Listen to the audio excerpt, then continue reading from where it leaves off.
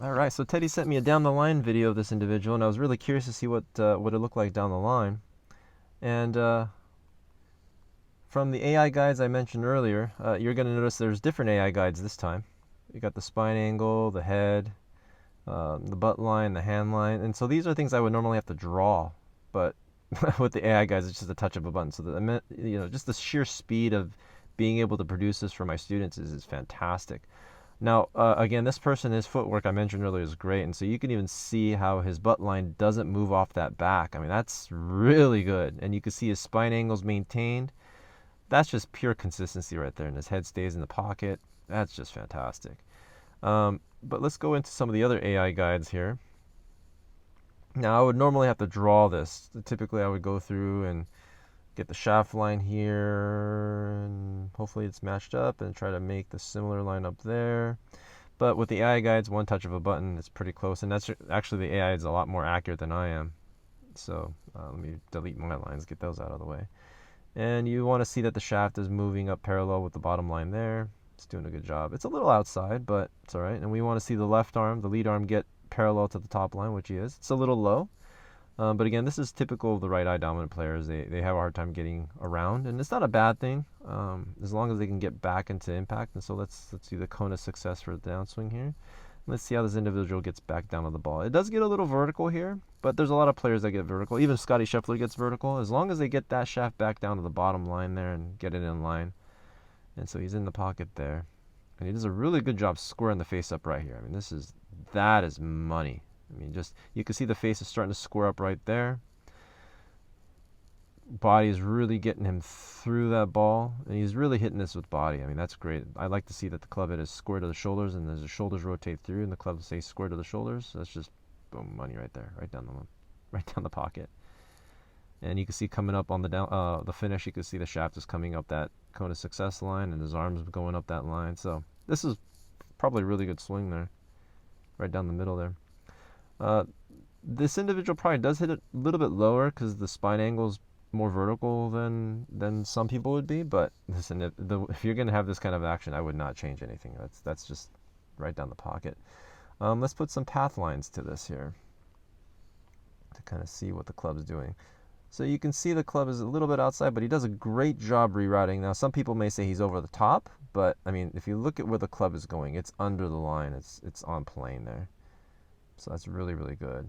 So he was able to bring that club back on plane and get through it. And so I wouldn't change anything at all. I mean, I would I don't want to break something that's not broken, right? So let's see. Let's put the hand path on there. So it does loop around, but he does bring it back inside. And peak velocity is right there. Yeah, I mean, you can see the arms coming right back up. So there's a little bit of a loop, but I mean, if you look at the extreme like Matt Wolf or something, it's not bad at all. I take this, especially with the foot movement and the head movement. This is great. But let's do a comparison. I'm going to bring in Scotty Scheffler again because I really love this guy's footwork, and I can't stop comparing it. So let me go ahead and zoom in on here, kind of zoom in on Scotty as well. I'll kind of link the video so we can see the foot movement. So you're going to see the left toe coming up right there in the top individual. You can see his toes coming up right there prior to impact. And then look at their foot movements. They both slide to the back. Now let me stack them because it's a lot better to see it stacked here. All right, so it's really rare I get something this special. So let me really kind of show that. So I'll put both feet on them together here, and I'll kind of go into impact. I mean, look at the foot movement. That's like incredible stuff there. And you can see their shoulders are both getting through impact. I did mention that the Scotty is left eye dominant and the other individual is right eye dominant, but this shows that they know what they're doing through impact, so it's great. And but here, let's show something else since we're on this here. I'm going to zoom out a little bit for both of them so you can get a better idea of the path. I'm going to start putting some path lines on this. Let me see if I can match them up as close as possible. And I'll put some path lines on here. Put one on Scotty as well. All right, so as we get into it, you could really see, well, let's see. go. Let me switch them over here.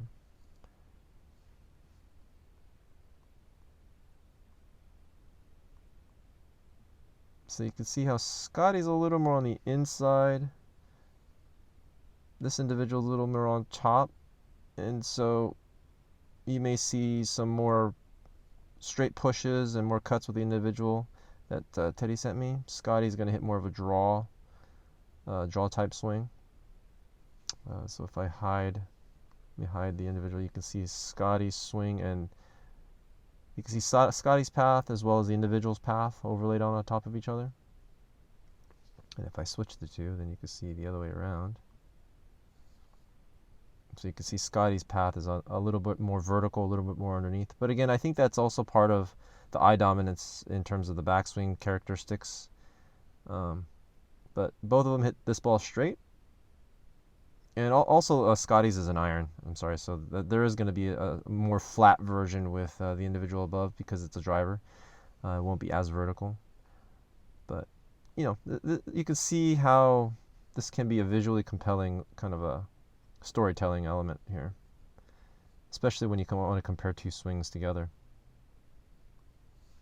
So yeah, there you go. I mean, you can even see skeletons from here as well. And oh yeah, let me show you the contour on this side. So let me get this back to the top of the backswing here.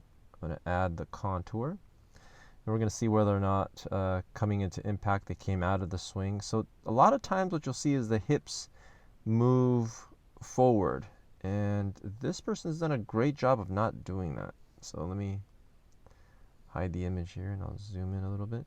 And so you can see the yellow has not gone outside of the blue, and so a lot of times you're going to see amateurs where the yellow silhouette would actually go forward, almost, you know, end up somewhere over here. And that's an indication of what they call early extension, and that's when you see some major slices and chunks and all sorts of weird things happening. But in this case, they've really rotated well within the pocket, and so that's quite nice. But yeah, I mean, great swing.